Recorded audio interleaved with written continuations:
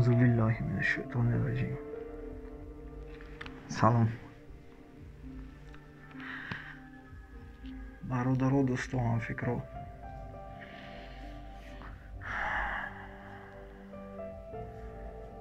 Мехостам имрӯз шуморо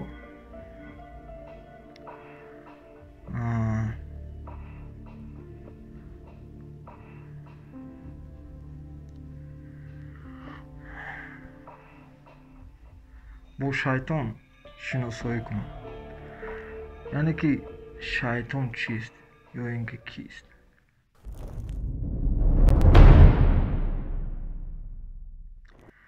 барои чӣ мо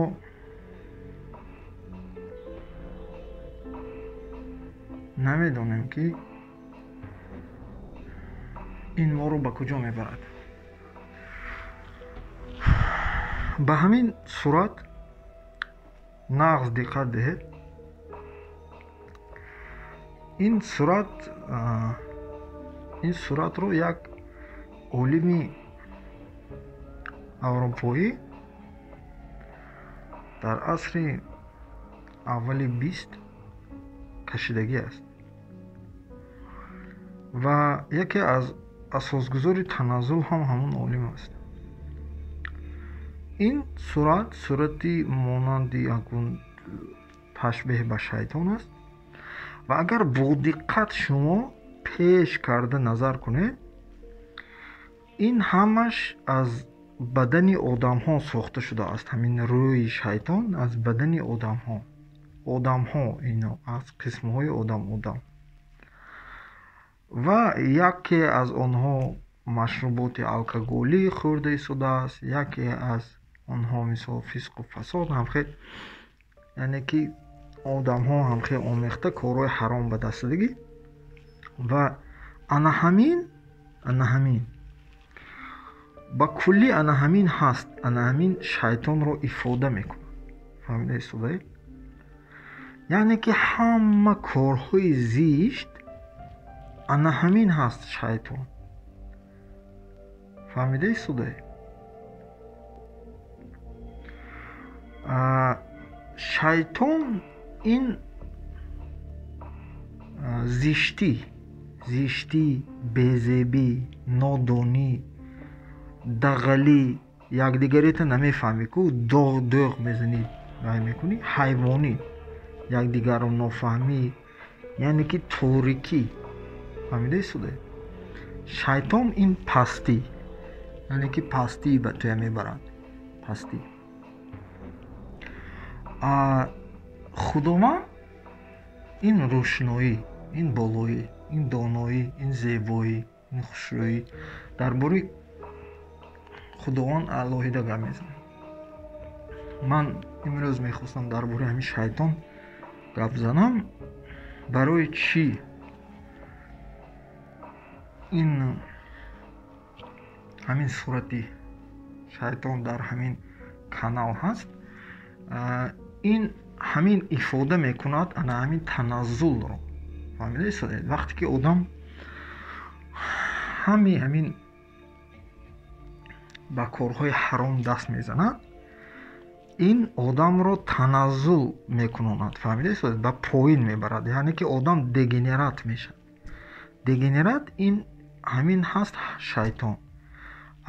на самом деле ин ҳами дунёи камбутиҳою камокосиҳошу азоби ману ту пеши кора бастан, одамҳое ки якдигареро мекушад, медузад, фиреб медиҳад, насиловат мекунад, ин аз пишти дегенератҳо рӯй дода истодааст.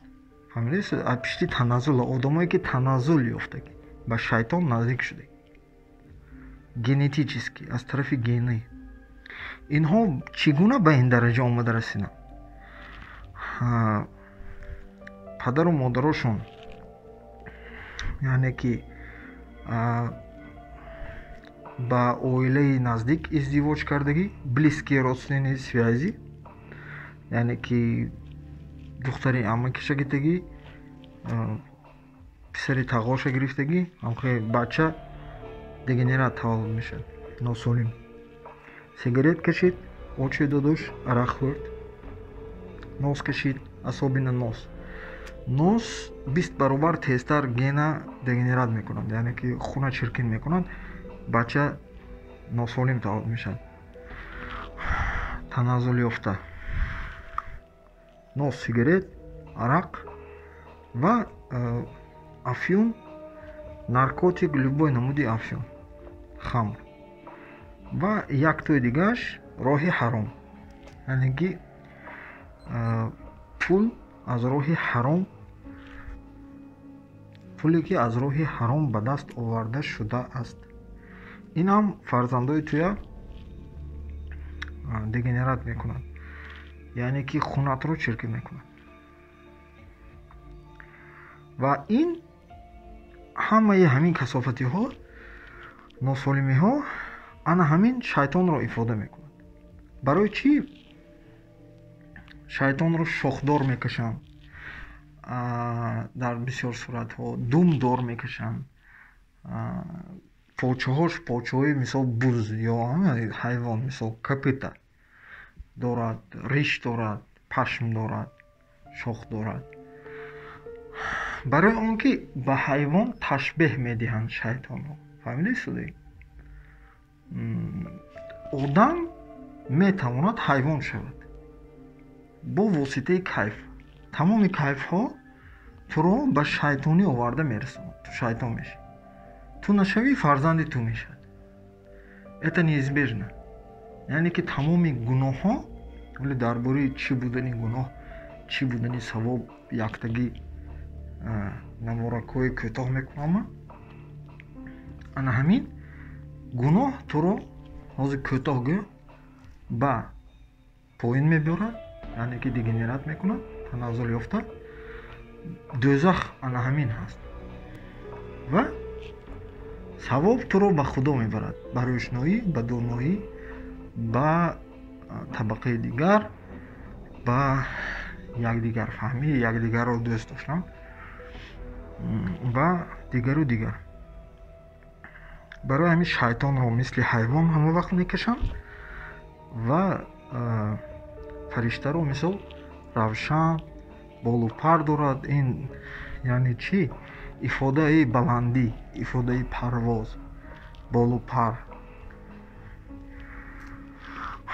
агар кӯтоҳ карда гӯям, ана ҳамин яъне ки сурати ҳамин сари шайтон аз одамҳое ки ба фисқу фасод яъне ки машғуланд. яктеш арақ хӯрда истодааст, яктеш зино карда истодааст, яктеш ин кор, яктеш вай кор, ҳама корҳои ҳаром. ана ҳамин ҳаст шайтон. ва то навори оянда.